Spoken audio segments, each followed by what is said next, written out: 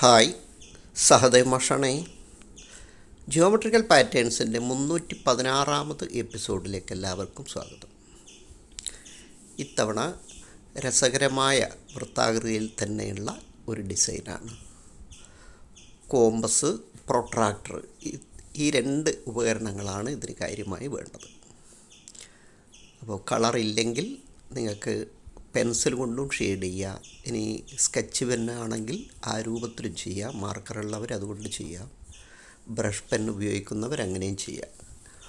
നല്ല രസകരമായി വരച്ചെടുക്കാൻ പറ്റുന്ന നല്ലൊരു ഡിസൈനാണ്. ഈ കളർ കോമ്പിനേഷൻ നിങ്ങൾക്ക് മാറ്റണമെങ്കിൽ മാറ്റാം. ഇത് തന്നെ പല തരത്തിലും ചെയ്ത് നോക്കാം. ബ്ലാക്ക് ആൻഡ് വൈറ്റ് ആയിട്ടും മറ്റ് കളർ കോമ്പിനേഷനായിട്ടും ഒക്കെ നിങ്ങൾക്ക് ചെയ്തെടുക്കാൻ പറ്റിയ ഒരു നല്ല ഡിസൈനാണ്. A4 പേപ്പർ തന്നെയാണ് ചെയ്യുന്നത്. A4 പേപ്പറിൻ്റെ മധ്യബിന്ദു എന്ന് പറഞ്ഞാൽ വീതിയുടെ ഭാഗത്തുനിന്ന് 10.5 സെൻറ്റിമീറ്ററിൽ മധ്യബിന്ദു അടയാളപ്പെടുത്തിയതിന് ശേഷം പ്രൊട്രാക്ടറിൽ 0 ഡിഗ്രി, 10, 20, 30, 40, 50 അങ്ങനെ 180 ഡിഗ്രി വരെ അടയാളപ്പെടുത്തുകയാണ്. അപ്പോൾ എത്ര പോയിൻ്റ് ഉണ്ടാവും? ആദ്യഘട്ടത്തിൽ 19 പോയിൻ്റ് നമ്മൾ അടയാളപ്പെടുത്തുന്നുണ്ട്. പിന്നീട് പ്രൊട്രാക്ടർ തിരിച്ചു വെക്കുമ്പോൾ 17 പോയിൻ്റ് ഉണ്ടാവും. അപ്പോൾ മൊത്തം 36 പോയിൻ്റ് ഒരു 10 ഡിഗ്രിക്കും. അപ്പോൾ ഒരു സർക്കിളിൻ്റെ ഇൻറ്റീരിയർ ആംഗിൾ, അതായത് ഒരു ബിന്ദുവിന് ചുറ്റുമുള്ള കോണളവുകളുടെ തുക 360 ഡിഗ്രിയാണ്. അപ്പോൾ നമ്മൾ 10 ഡിഗ്രി വീതം തന്നെ കട്ട് ചെയ്യുമ്പോൾ 36 ഡിഗ്രി കിട്ടുന്നത്. ഇനി 5 സെൻറ്റിമീറ്ററാണ് പ്രൊട്രാക്ടറിൻ്റെ സാധാരണഗതിയിലുള്ള റേഡിയസ്. അതുകൊണ്ടാണ് 5 സെൻറ്റിമീറ്റർ പെൻസിൽ കൊണ്ടേ വരയ്ക്കാവൂ. കാരണം അതിൻ്റെ മേലെ ബ്ലാക്ക് കൊണ്ട് വരച്ചാൽ ആ പോയിൻ്റ് കാണില്ലല്ലോ. ഇപ്പോഴും എടുക്കുന്നത് 5 സെൻറ്റിമീറ്റർ തന്നെയാണ്.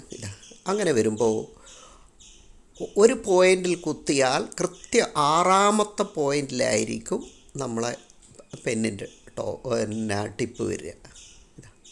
വളരെ കൃത്യമായി. അതായത് നിങ്ങളെ പ്രൊട്രാക്ടർ സാധാരണഗതിയിൽ 5 സെൻറ്റിമീറ്ററാണ്. 5 സെൻറ്റിമീറ്റർ ആണെങ്കിൽ തീർച്ചയായും ഇങ്ങനെ കിട്ടും. ഇല്ലെങ്കിൽ നിങ്ങളെ പ്രൊട്രാക്ടറിൻ്റെ വലുപ്പത്തിനനുസരിച്ച് ഒന്ന് ലേശം കൂട്ടുകയോ കുറക്കുകയോ ചെയ്താൽ റെഡി ആയിട്ട് ഇങ്ങനെ കിട്ടും.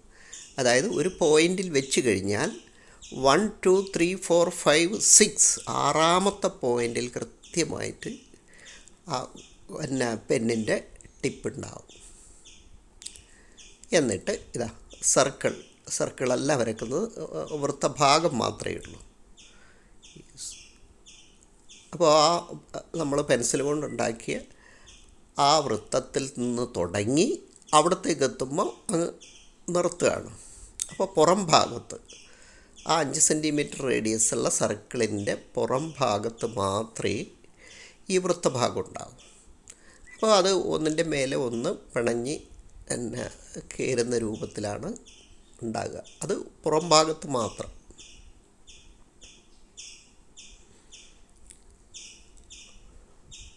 അപ്പോൾ നമ്മൾ എടുത്ത അളവും കുത്തിയ പോയിൻ്റൊക്കെ റെഡിയാണെങ്കിൽ ഇങ്ങനെയാണ്. അതായത് ഒരു പോയിൻ്റിൽ നമ്മൾ കുത്തിയാൽ കൃത്യം 6ാമത്തെ പോയിൻ്റിൽ നിന്ന് തുടങ്ങാൻ പറ്റും. തിരിച്ച് അപ്പുറത്തേക്കും, അതായത് ലെഫ്റ്റും റൈറ്റും 6ാമത്തെ പോയിൻ്റ് തൊടുന്ന രൂപത്തിലാണ് ആ വൃത്തഭാഗം വരിക.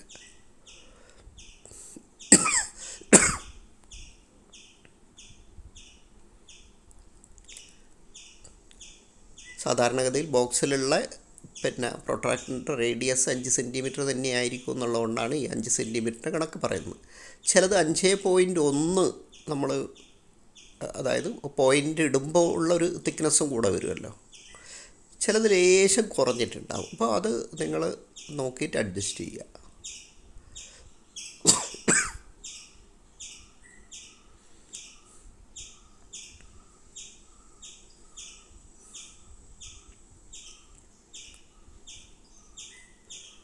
കൈക്ക് നല്ല നിയന്ത്രണം വേണം. ഒരു കാരണവശാലും അതിൻ്റെ ഉള്ളിലേക്ക് ചാടി വരാതിരിക്കാൻ നോക്കുക. എന്തായാലും അതിനുശേഷം ഇനിയിപ്പോൾ ചാടി വന്നാലും പെട്ടെന്ന് തെറ്റിപ്പോയല്ലോ എന്ന് വിചാരിക്കണ്ട. കാരണം അതിൻ്റെ തുടർച്ചയായുള്ള കണ്ടിന്യൂസ് ആയിട്ടുള്ള വരയാണ്. വീണ്ടും ഒരു സൈഡിലേക്ക് മാത്രം വരും. ഇപ്പോൾ രണ്ട് സൈഡിലും ചാടിപ്പോരുത്. ഒരു സൈഡിലേക്ക് മാത്രമാണ് ചാടുന്നതെങ്കിൽ ഒരു കുഴപ്പമില്ല, അത് തന്നെ തുടർച്ചയായിട്ട് പിന്നീട് വര വരുന്നതാണ്.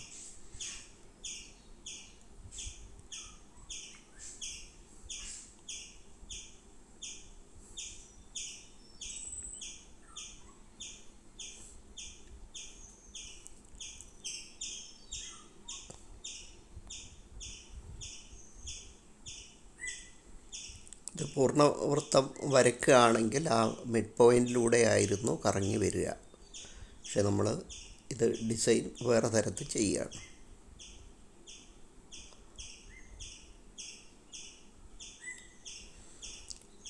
ഞാനിത് സ്കെച്ച് പെന്നിട്ടിട്ടാണ് വരക്കുന്നത്. നിങ്ങൾക്ക് ബ്ലാക്ക് CD മാർക്കറോ എന്താണോ കയ്യിലുള്ള, ഇനി നിങ്ങളെ കയ്യിലുള്ള ചെറിയ കോമ്പസ് ആണെങ്കിൽ തടി കുറഞ്ഞ ബോൾ പെൻ ഇട്ടാലും മതി. അതായത് അങ്ങനെയുള്ള പിന്നെ ചെറിയ കോമ്പസിലും അത്തരത്തിലുള്ള പെന്ന് പോകും. ഇപ്പോൾ വരച്ചത് 5 സെൻറ്റിമീറ്റർ റേഡിയസ് തന്നെയാണ്. നേരത്തെ വരച്ച പെൻസിലിൻ്റെ വരേൻ്റെ മേലേക്ക് കൂടെ വരച്ചതാണ്. അപ്പോൾ 4 സെൻറ്റിമീറ്റർ, പിന്നീട് അത് 3 സെൻറ്റിമീറ്റർ. അപ്പോൾ ഓരോ സെൻറ്റിമീറ്റർ കുറച്ച് കുറച്ച് കൊണ്ടുവരികയാണ്.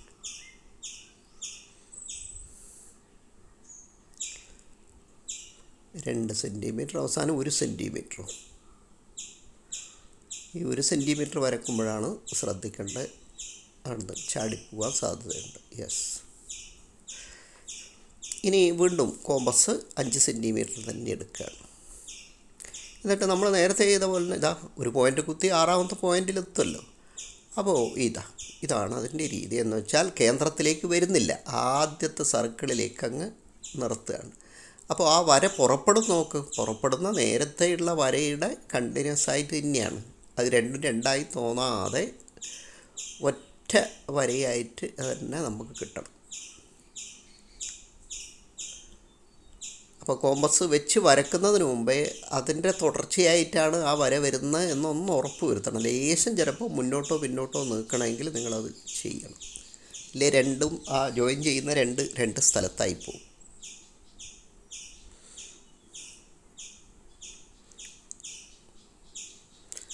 അപ്പോൾ ഇത് വേണമെങ്കിൽ നമുക്ക് ആദ്യം വരക്കായിരുന്നു, പക്ഷേ അത് വലിയ ബുദ്ധിമുട്ടാണ്. അത്രയും കറക്കി കൊണ്ടുവരുമ്പോൾ ചിലപ്പോൾ അവിടുന്ന് അങ്ങോട്ട് ചാടിപ്പോവാൻ സാധ്യതയുണ്ട്. അതുകൊണ്ടാണ് ഞാൻ 2 ഘട്ടമായിട്ട് വരച്ച് കാണിച്ചു തരുന്നത്.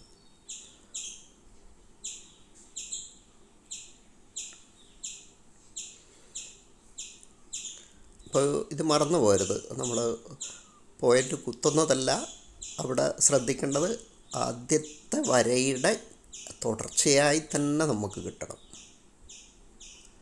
കണ്ടിന്യൂറ്റി കിട്ടണം.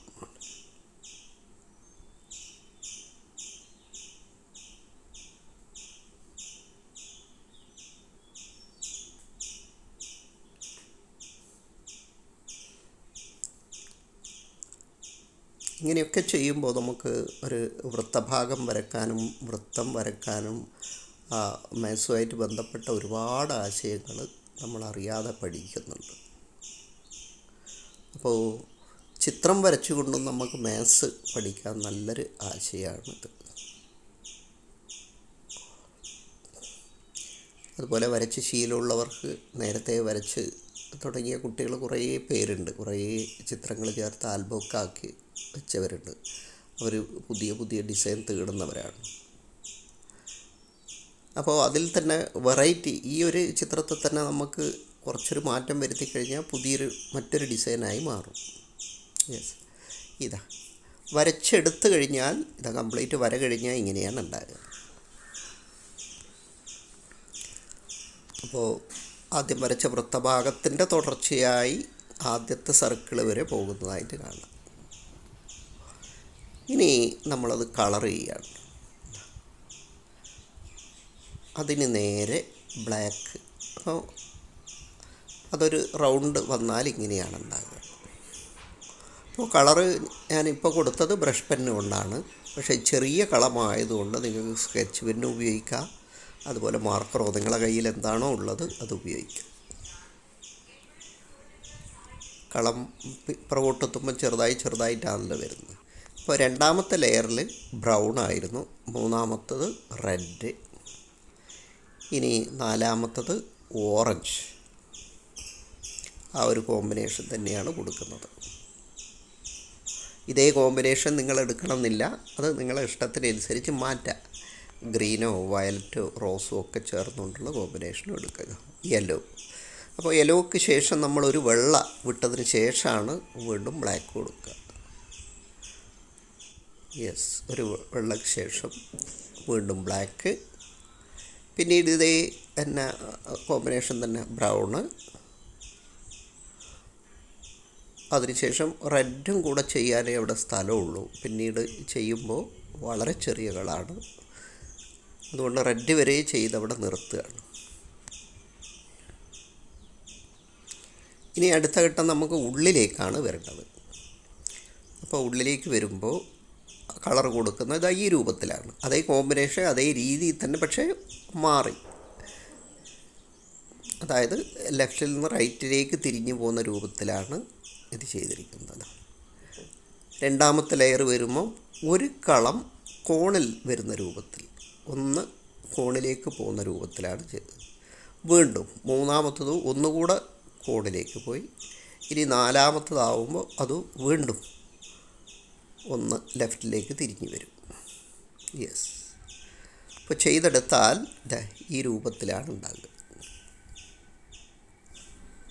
അപ്പോൾ രസകരമായി വരച്ചെടുക്കാൻ പറ്റുന്ന ചിത്രമാണ്. നിങ്ങൾക്ക് വെക്കേഷനിൽ നിങ്ങളെ ആൽബത്തിലേക്ക്, ഒപ്പം നിങ്ങൾക്ക് കൂട്ടുകാർക്ക് ഷെയർ ചെയ്യാൻ വേണ്ടി, അപ്പോൾ മറ്റുള്ളവർക്ക് പിന്നെ കാണിച്ചു കൊടുക്കാനും ഒക്കെ നിങ്ങളെ ഗ്രൂപ്പിലും അതുപോലെ പിന്നെ മറ്റ് ഗ്രൂപ്പുകളിലേക്കും ഒക്കെ ഷെയർ ചെയ്യാനും കൂടെ ശ്രമിക്കുക. അപ്പോൾ ഈ വെക്കേഷൻ കാലത്ത് ഇത്തരം ചിത്രങ്ങൾ കൊണ്ട് നല്ലൊരു ആൽബം ഉണ്ടാക്കട്ടെ. ഓക്കെ, അടുത്ത വീഡിയോയിൽ നമുക്ക് വീണ്ടും കാണാം.